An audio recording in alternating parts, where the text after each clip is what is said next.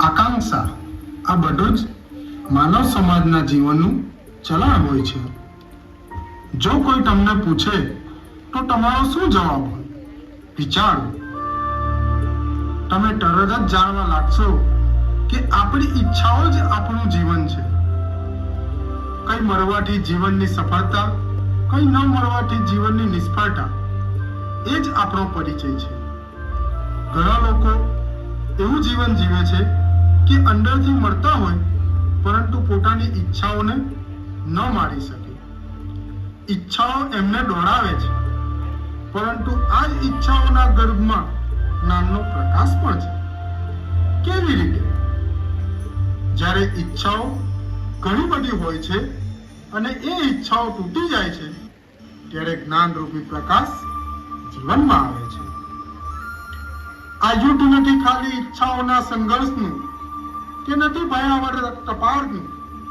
આ યુદ્ધ છે એક ઘરમાંથી ઉદય થતું જ્ઞાનનું. હું નિમંત્રણ આપું છું આપ સૌને કે હવે આપણે આગળ યુદ્ધની શરૂઆત જોવા જઈ રહ્યા છે, જે જીવનનો અર્થ સમજાવશે, મનુષ્યનો ધર્મ સમજાવશે,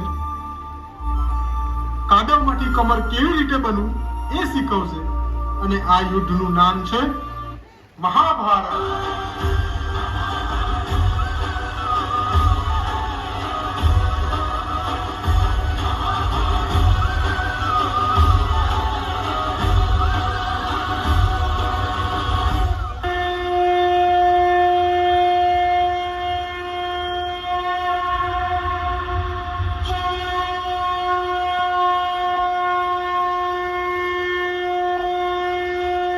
વાસુદેવે પોતાની યોગ માયાથી અપૂર્વ બ્રહ્મ વિદ્યાથી ખાલી એક ક્ષણમાં પાંડવ પુત્ર અર્જુનના મનમાં જ્ઞાન સ્થાપિત કરી દીધું છે મહારાજ.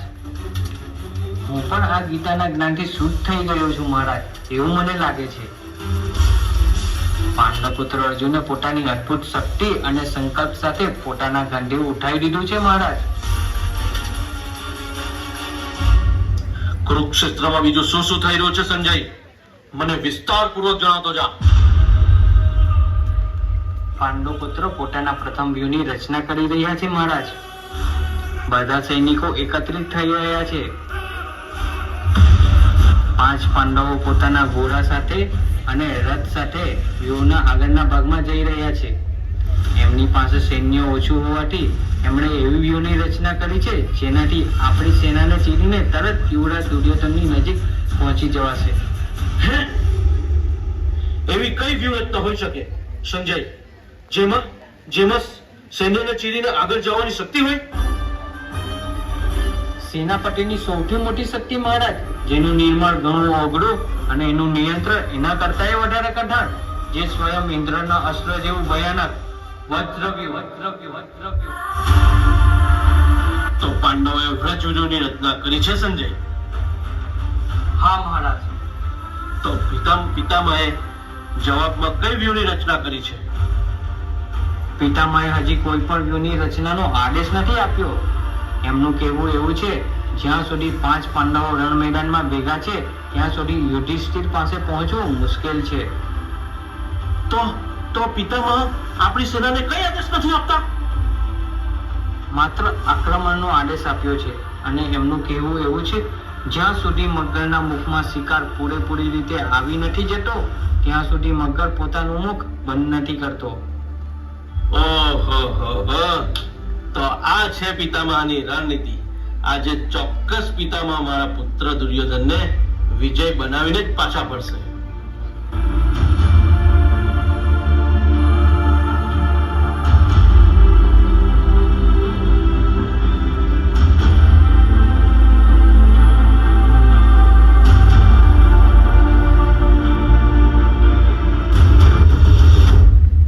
પહેલા દિવસનું યુદ્ધ જોરોશોરોથી ચાલી રહ્યું છે. પિતામહની ચાલાકીના કારણે પાંચેય પાંડવો યુદ્ધના મેદાનમાં અલગ અલગ થઈ ગયા અને દુર્યોધનને યુધિષ્ઠિર પર પ્રહાર કરવો અને બંદર બનાવવાનો મોકો મળી ગયો. બંને વચ્ચે યુદ્ધ ચાલે છે અને પાછળથી એમના પર મામા સૈન્ય હુમલો ત્યારે વિરાટ રાજાનો પુત્ર ઉત્તર એમની વચ્ચે આવી જાય છે. અને રાજા યુધિષ્ઠિરનું રક્ષણ કરે છે અને પછી સૂર્યાસ્ત થઈ જાય છે. આમ યુદ્ધના પહેલા દિવસનો અંત થાય છે અને એક તરફ પાંડવો ઉત્તરના મૃત્યુનો શોક કરે છે તો બીજી તરફ કૌરવો પહેલા દિવસની વિજયનો જશ્ન મનાવે છે. હવે આગળનું નાટક આપણે સ્ટેજ પર નિહાળીશું.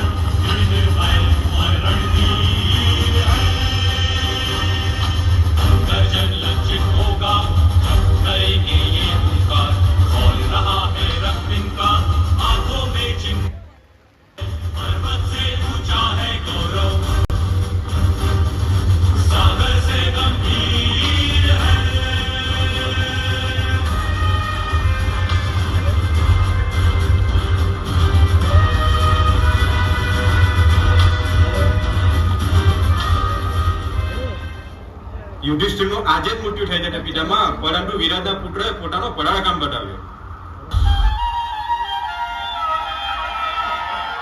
ચિંતા શું કામ કરે છે પુત્ર? મહામહિમ ભીષ્મ કાલે જ યુધિષ્ઠિરને બંદી બનાવી લેશે. આજે આપણે શત્રુઓની સેનાનો એવો નાશ કર્યો છે કે કાલે એ લોકોના રક્ષણ માટે એમની સેના આગળ જ ના આવે. ડરી ગયા છે એ બધા અમારા પરાક્રમ જોઈને. ભયભીત મૂર્ખ દુર્યોધન, તે આજે કર્યું શું છે? માત્ર 15 વર્ષના બાળકને માર્યો છે ને તે પણ મારા હાથે. અંતરા નરેશ, એક સામાન્ય સેનાપતિ લઈને સર્વોચ્ચ સેનાપતિના પરાક્રમને રાજાનો જ પરાક્રમ કહેવાય છે. વિજય થાય કે પરાજય એ રાજાને જ કહેવાય છે. અને સાકર લાડુમાં હોય કે ખીરમાં, સ્વાદ તો મીઠો જ આવે મહારાજ. વિજયના સ્વાદને આપણે ચાખ્યો છે અને રણભૂમિમાં વિજયનું નામ જ પરાક્રમ છે. મામાસી સાચું બોલી રહ્યા છો.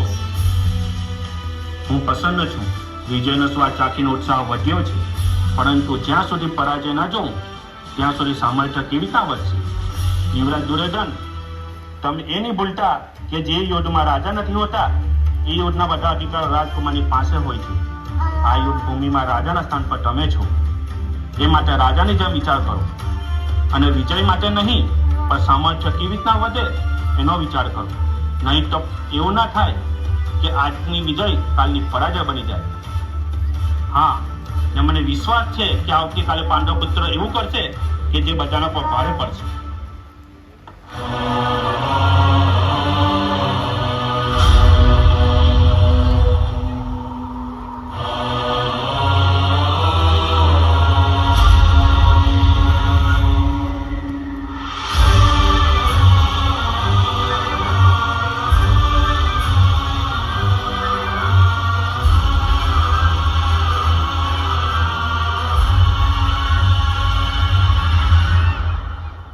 આજે યુદ્ધના પહેલા દિવસે 7 અક્ષરી સેનાઓમાંથી 1 અક્ષરી સેનાઓનો નાશ થયો છે મહારાજ. અને વાસુદેવ, આપણા સૈનિકોના મનમાં માત્ર એક જ પ્રશ્ન છે, જો આ ધર્મયુદ્ધ છે ત્યાં આપણી પરાજય કેમ થઈ? ધર્મયુદ્ધ પણ યુદ્ધ છે સેનાપતિ. યુદ્ધમાં હાર જીતથી કોણ ભાગી શકે છે? સેનાપતિ, એક યોદ્ધાનું કર્તવ્ય છે કે પોતાના શસ્ત્રો ઉઠાવે અને યુદ્ધ કરે. હાર જીત તો ઈશ્વરના હાથમાં હોય છે. પરંતુ રાજકુમાર અર્જુન, રાજકુમાર ઉત્તરના મૃત્યુ પછી સૈનિકોના મનમાં ડર બેસી ગયો છે કે આપણા સૈનિકોના મહારથી ભીષ્મ અને દ્રોણના ઉત્તર કઈ રીતે આપશે? આ સાચી વાત છે. જ્યાં સુધી મહામહિમ આ યુદ્ધમાં છે ત્યાં સુધી વિજય નહીં મળે અને ગુરુદ્રોણને પરાજિત કરવું પણ અસંભવ છે. જો પિતામહ આ જ રીતે યુદ્ધ કરતા રહ્યા તો આપણી સેનાનો નાશ કરી દેશે. કાલે હું પિતામહને યુદ્ધ માટે આહ્વાન આપીશ. અને ગુરુ દ્રોણાચાર્યનું મોટું સેનાપતિ તમારા હાથે લખાયેલું છે. તો કાલે ગુરુ દ્રોણનો પ્રતિકાર તમારે કરવો પડશે. ગુરુ દ્રોણનો પ્રતિકાર કરવો એકલા સેનાપતિના હાથની વાત નથી. અર્જુનને સહાય કરવી જોઈએ. ગુરુને એકલા રોકવું સહેલું નથી. જો ભાઈ અર્જુન ગુરુ દ્રોણ સાથે યુદ્ધ કરશે તો પિતામહનો પ્રતિરોધ કોણ કરશે? આજની જેમ આપણી સેનાનો નાશ કરશે. એક જ રસ્તો છે. મહામહિમને આ રણભૂમિ પરથી દૂર કરવું ખૂબ જરૂરી છે. અને એ જ સમયે ગુરુ દ્રોણ પાર્થની સાથે યુદ્ધ કરતા હશે તો દુર્યોધનને કોઈનું રક્ષણ નહીં મળે. પરંતુ માધવ, પિતામહને યુદ્ધમાંથી બહાર લઈ જવું કઈ રીતે સંભવ છે? છલથી. હા પાર્થ, આ યુદ્ધમાં છલ અવશ્ય થશે અને એનો સમય આવી ગયો છે. પરંતુ યુદ્ધમાં છલ કરવું તો અધર્મ છે વાસુદેવ. આ યુદ્ધ પણ છલનું જ પરિણામ છે મોટા ભાઈ. અને છલનો આધાર જો ધર્મ હોય તો છલ પણ ધર્મ છે. અને આપણી સેનાનો ઉત્સાહ વધારવા માટે કાલે વિજય પ્રાપ્ત કરવું અનિવાર્ય છે. અને એ વિજયને પ્રાપ્ત કરવા માટે ફક્ત 5 ચરણ ઉઠાવવા પડશે. ફક્ત 5.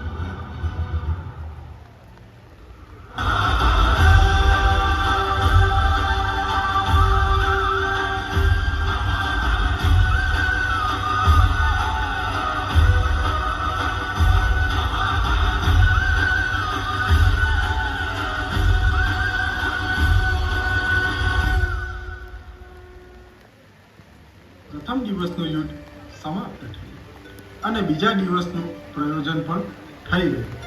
હવે પાંડવો ભગવાન વાસુદેવની રણનીતિ પ્રમાણે 5 ચરણોનું પાલન કરવાનું.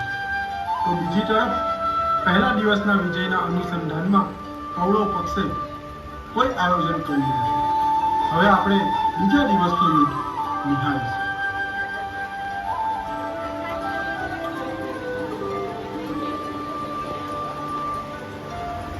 મામા શકુની